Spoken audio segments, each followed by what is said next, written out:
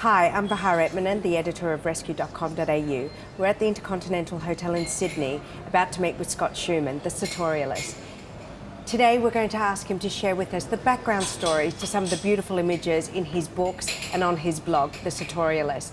The book, Closer, is one of my favourites, and he's going to speak to us about some of his favourite images and the background story behind some of the people that seem to be so much a part of our lives.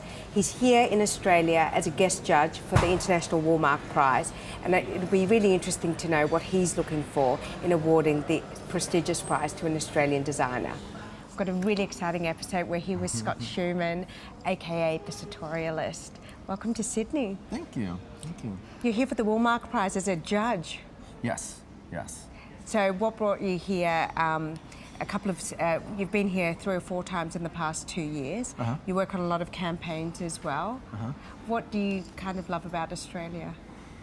Well, the people, you know, the variety, you know, I mean, there's something special about Australia. There's something special about the people here, the culture of it, the physicality of the city, and and, you know, I think the mix of the influences, you know, I mean, there's a heavy influence from Asia, a heavy influence from Europe, a heavy influence from America. It just mixes up in a way that you don't really find anywhere else. You are obviously set a lot of benchmarks in the world for the concept of street photography, and you evolved it into the 21st century. But what were some of your influences growing up? Well, you know, I loved fashion. You know, I'm a kid of the 80s, so for me, you know, Armani was huge. Shoulder pads? Yeah, it was just, you know, the funny part was, you know, and I think maybe that's the reason I became a photographer, is, you know, I was a huge fan of Armani and really influenced by his clothes and design, but because where I grew up in Indiana, you couldn't even find the clothes. They didn't have those clothes available, so I mean, I was totally influenced by him and his work just through photographs. So I think I understand a little bit better now why, you know, I shoot the way I do and why I communicate in that way, because that's the way that I learned about the world, all through photographs. I mean, there wasn't even any TV shows and no websites, you know, because there was no internet at that time. So everything just came through photographs. So, you know, that was a big influence, but, you know, sports was a big influence. You know, I think it's one of the things that, you know, separates me from a lot of the people that have a traditional kind of look at fashion, because I have a lot of different influences, you know, and so I like to be able to capture guys in whatever way they are. You know, some are big masculine guys, some are smaller, more gentle. You know, I think since I have such a wide net of influences, I'm able to accept people in a lot of different ways, you know, and I think that helps when you're trying to photograph people, not to change them around, you know, but trying to accept them for who they are and to me, a lot of your photographs, I think that is so striking, is how ordinary people can be so stunning, and you capture the beauty in people, in ordinary people, to the point where I think you elevate quirkiness to a higher form of beauty than that perfect model-esque beauty. Yeah. And I think that's been, I think you've really revolutionized photography for that. Well, thank you. Yeah, I think, yeah, I'm proud of that. I think I like to try and find the best in each person and work with what they give me. You know, some people are very shy about their beauty or shy about their quirkiness. Some are very proud of it and happy, and I think you just have to work with it. You know, I think, you know, if you, as opposed to going out with a preconceived notion, I'm just kind of reacting to what I'm seeing, reacting to the people I'm meeting, reacting to the way that we interact. So yeah, and I think I think it's a great way of being non-judgmental. You know, you have a chance to meet people and then kind of accept them for the way that you see them. I don't know very much about most of these people. So I read somewhere that you don't want to be friends with them, you don't want to get to know them. Yeah, I mean, it's a very funny thing. It's a very, very fine line, because I want to shoot a picture of that person, but, you know, I'm not a photojournalist. I don't really know that person, so it's my kind of first impressions. You know, it really is like a sketch. Yeah. You know, it's a fast sketch of who, of who I imagine this person to be, and which I think is more honest. You know, sometimes people say, "Oh, you really captured this person in this photograph. Well, I don't know if I do, but I know I captured my impression of that person in this photograph, because the part I've always found more difficult is the more I get to know someone, the more difficult it is for me to shoot them. You know, it took me a long time to figure out how to shoot my girlfriend Garand's, because I know her so well that I look at a photograph and think, oh, you know, this doesn't capture this side of her, or it doesn't capture this. So you're kind of self-editing all the time when you know them. Yeah, so you have to learn how to shoot them in a way that divorces you a little bit from what you know of them, you know? Because sometimes I can take a picture of her and think, oh, that doesn't really feel like Garand's, but it's a great photograph. And so I've found my comfort level of, you know, how much or how little I have to know someone when I shoot them. One of the things that I think is really funny is this whole phenomena of peacocking. And again, when I joined the dots, I bring it back to the Sartorialist and this phenomena that you unleashed on people wanting to be photographed as kind of real life models. Do you attend events and fashion weeks and just have a little chuckle to yourself when people are dressed up to be photographed? I think it's cute. I understand it. But people always, dressed up. I mean, now they do it a little bit more. But even before, there were all the people there shooting and stuff. People got dressed up for each other. The editors were just getting dressed up for the other editors because... Peacocking for each other. Yeah. Well, I mean, it was Fashion Week, so it's...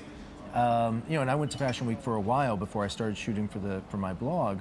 So, it's something that's been going on for a long time in the sense that, Fashion Week was the one time when all these editors from all over the world could get together and see each other and show off their new clothes and talk about their communities and all of that. So I think I knew that was there. That's why when I started shooting for the blog, I knew that was a place to go to capture this because it was already there. Now it's just bigger than what it was when I started doing it.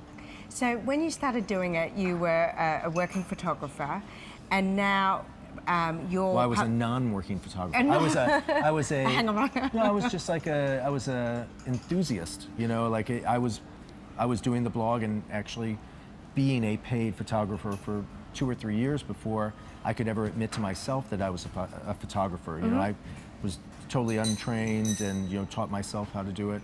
So when I started, I felt very self-conscious, that I was out taking pictures and... That you didn't belong? Yeah, that I didn't belong. My camera wasn't as big as everybody else's camera and this and that, and I didn't have all the background everybody else had.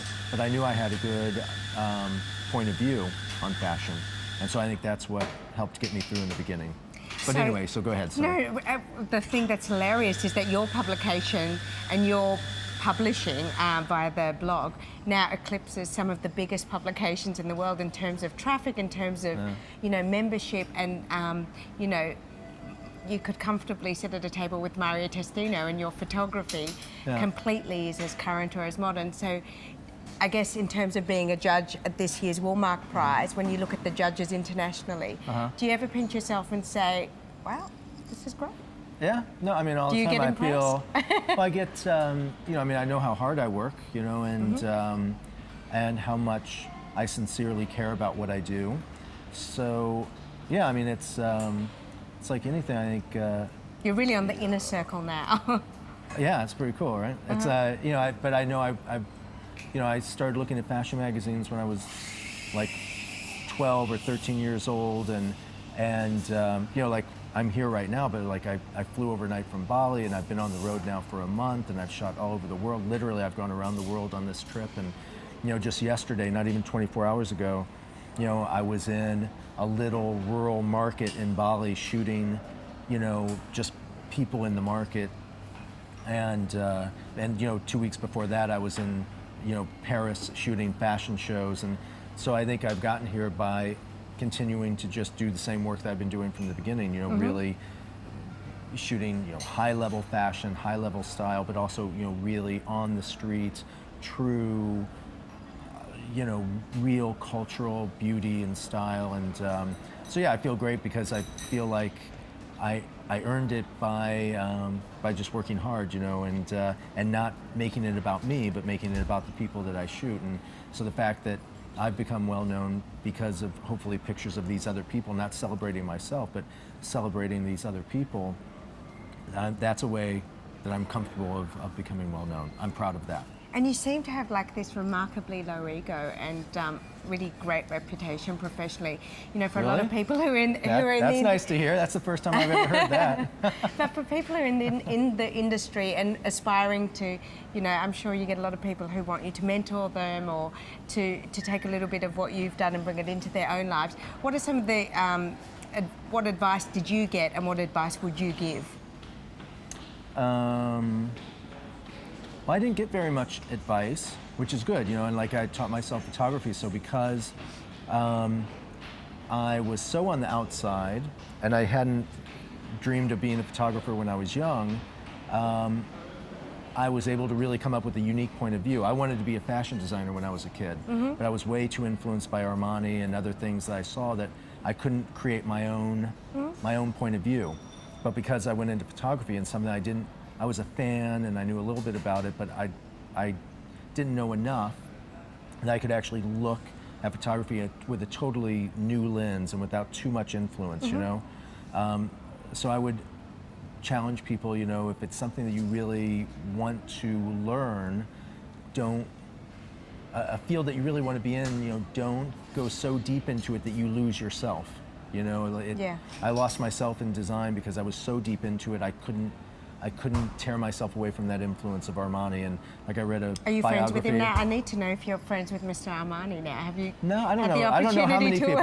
I don't know how many people are friends with Mr. Armani. I think people that have worked with him for years would probably say, yeah, we're probably not friends, but you know, he's very quiet from what I understand. And I've met him a couple of times, and I've shot him for both books, and I still think he's incredibly cool. Yeah. But you know, I think so.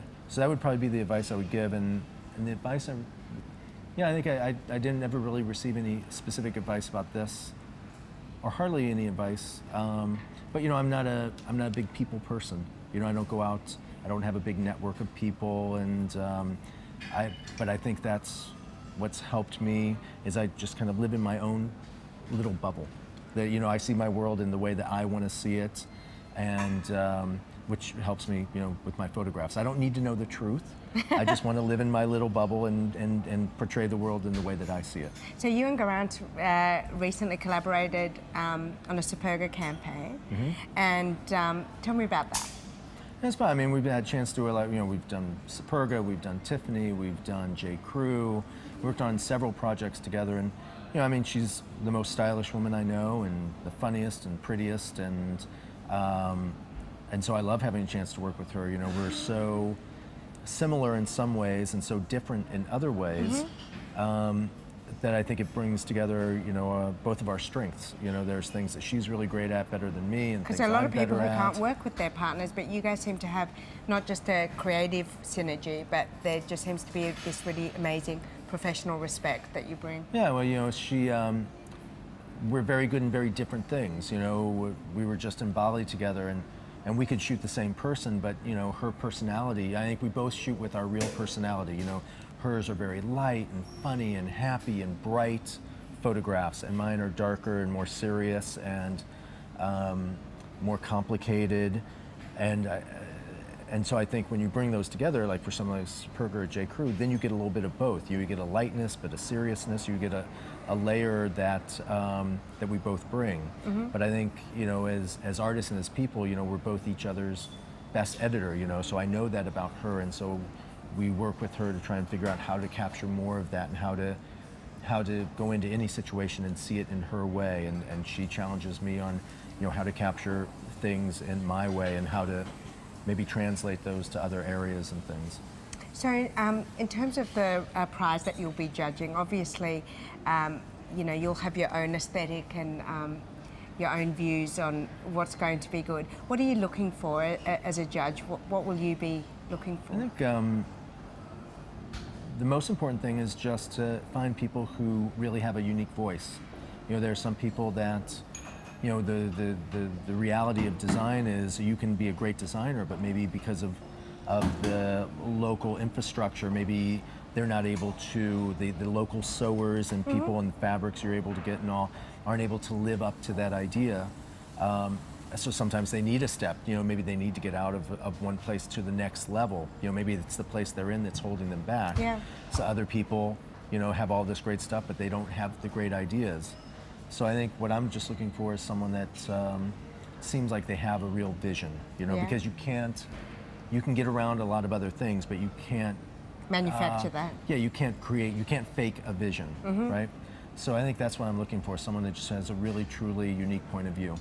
So in Australia, we've seen, I've certainly seen on your blog that you have a couple of Australian girls that you have shot a few times, Yasmin Saul, Christine Santanera. Can you tell me, when you think about Australian women, is there a particular style that comes to your head, or do you see them in a particular way? No, I think, like with both of them, they're real unique personalities. When I think of them, I think of as who they are as people before I think of their Australianness. Sure. And like with Yasmin, she's such a strong personality, that that's the thing I love in photographs. A lot of different people shoot her, and you always see her in the photograph, because her personality is so strong. But I don't know, I was saying before, there's something about Australian girls, and I haven't been able to articulate it yet. Yeah. You kind of know them when you see them in a crowd. I think the best I've ever been able to describe it is they're like sexy French girls, but with a smile instead of a sneer. Like a French girl is kind of that sneer, kind of a kind of thing. So they're like a sexy French girl, but with a happy smile. I think that's a really great way of describing it. I'm happy with that one. I had forgotten, and now I just remembered that's why I've said Welcome before in the back past. to that analogy. Excellent work. Yeah. Excellent work.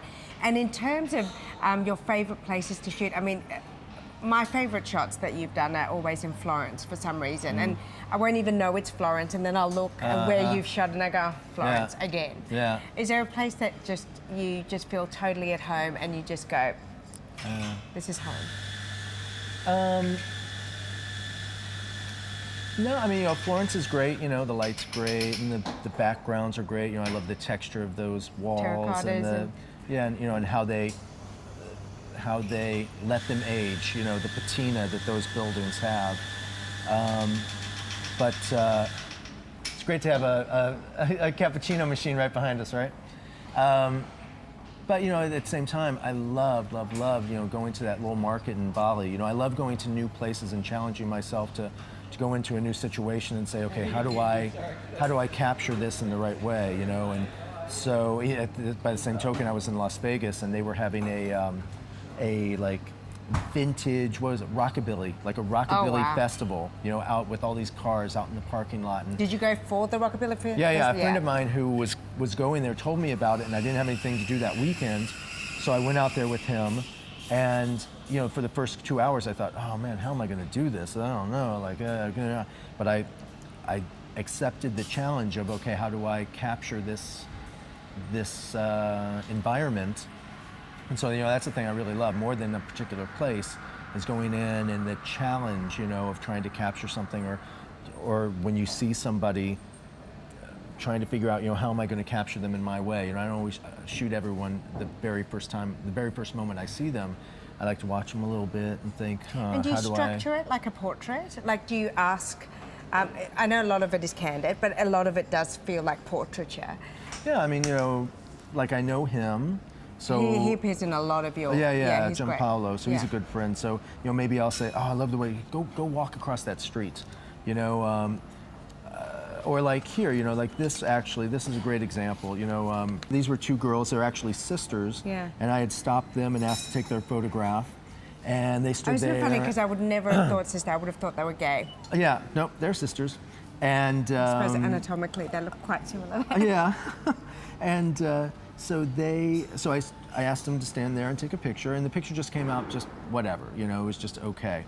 And it wasn't until I said, okay, thanks, and they turned and they walked away, and I looked and I thought, wow, okay, that's the shot, because they were sisters and they hadn't seen each other in like 2 years. Wow. So they were like, oh, so happy to see each other, they were spending the day together hanging out. So is that New York? In New York. So, most of them, like this one, I actually had taken her photograph. And again, I really wasn't happy with the photograph, but I asked her for her information so I could try and shoot her again sometime.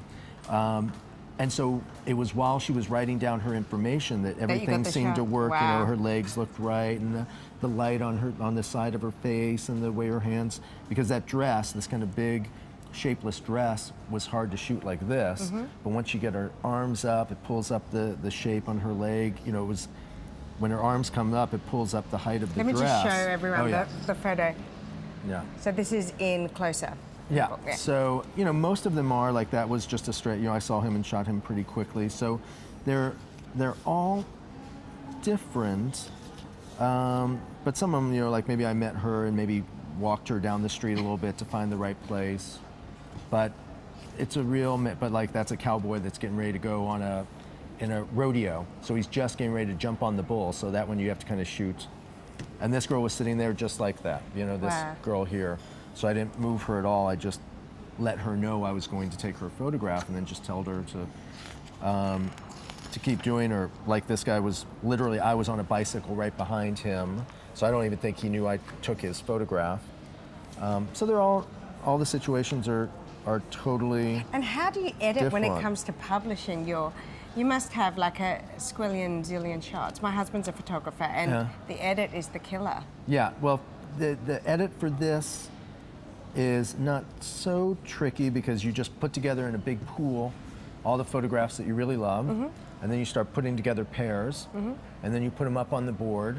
The tricky part is, you know, there's some photographs that go with, you know, 20 different other photographs, you know, that just pair up with so many Nicely. great things. Yeah, and that yeah. pair up so nicely. But then when you decide that one's got to go with that, and then, so if you move, you know, it's a real puzzle because maybe there's something wrong with this one, or this one fell out for some reason, so now you have to remix it. And so it really is like a big puzzle trying to get all of them in there. Some of them don't have any photograph they go with, so they have to sit alone, or some of them have 20 other photographs they go well with, but it's such a strong image just on its own that it has to sit alone. So then you have to take it out of the other one. So it's a real puzzle, you know, but it's fun. You know, I enjoy putting the book together because, you know, the thing in the blog is it's very chronological. Yeah. And here you get to put together shots that maybe are, you know, 3 or 4 years separated. Yeah. So you get to see different kind of combinations, you know, like I shot that in Tokyo and this in Milan. And to me, they just seem like, The light looks so remarkably Yeah. similar, and but they just look like the same Okay. person, right? They really and I know both of them a little bit, and they are very, very similar people. How funny. And it's just great, the way they've got their hands in the pocket, the way they're tilted just a little bit, even the angle of their head. And yet they couldn't be more different, you know, an old Japanese guy and a young Italian girl. But, you know, that's something that when I was putting the book together, you know, I saw those two together for the first time, that combination, and I thought, wow, okay, that's definitely a page. do you print all your photographs, or do you have them all just stored? Oh yeah, no, I don't even print. You know, that's one of the reasons I do a book is That's what I was a lot of gonna them say. are never printed. You know, some of them we print, like I've got that one as a Don't print. you think that's like the peril of digital photography? Like, you know, there's going to be a whole generation of kids and people who don't have photo albums. Yeah, or their photographs, or you can say that their photographs are always with them. Yes. Because, you know, if you print them, you can only take them to wherever you are. Yeah. But if you've got an Instagram, my photographs are always with me. Yeah. You know, and because they're crying, I mean, how many times, I mean, I've got a lot of, you know, especially with my kids, I started shooting film. Yeah. So I've got shoe boxes and shoe boxes of Rolls. film. They're just all over, you know, and the prints and all of this, and they're just all over the place, totally uncategorized, Yeah. just a big mess. And it's fun to go in and look through them, but you know, with the blog, Garand and I were talking about it. Sometimes we can't remember what we were doing a year ago, so we just go look on our By the blog. date. By the date. And so it's really like a visual diary. So, and it's always there, whether I look on my phone or my computer or anything. So my photographs are actually always with me. So it's a new way of looking at it. Yeah, they're not printed, but I could also print them really quick. So Do you it's ever just go a on new a way of photo dealing with them. detox? Do you ever just say, go on a holiday and say, right, this holiday, no cameras, we're just going to see with our eyes, not through the lens? Yeah, but we never put that much stress on it. You know, it's, Yeah. I was just in Bali, like I said, and I hadn't planned on taking photographs, but our camera, you know, because I was working before that, and I'm working now, my camera was around. So, even if we see something, to me, it never really feels like work. Sometimes it does feel like work, Yeah. and I don't want to take any pictures of that, but I'm just not feeling artistic in that time. But it doesn't matter on vacation. There are days when I just get up and I don't feel it, so I just do other work. I do office work or I do something else because I don't ever want it to feel like a job. So if there's days I'm just not feeling it, or I go out on the street and it's not happening, the people aren't out, I'm not feeling right, the light's not right, whatever, then I put myself in the position that in case a shot happens, a shot appears, I can take it, but I don't push it, So there are a lot of days when I don't end up taking any shots. I put myself in the position for a photograph, but I try not to push it if it's not there. Well, we're looking forward to seeing the results of the Walmart Prize. It was such a pleasure to meet you. Thank you. And Yeah, really me too. lovely to chat with you. I you. could actually sit here all day and speak Me to you. too. I don't have anything to do. Oh, someone stole my watch. No. Enjoy your trip and Cool. see you again soon. Thank you. Thanks so Thank you. much. Thank you.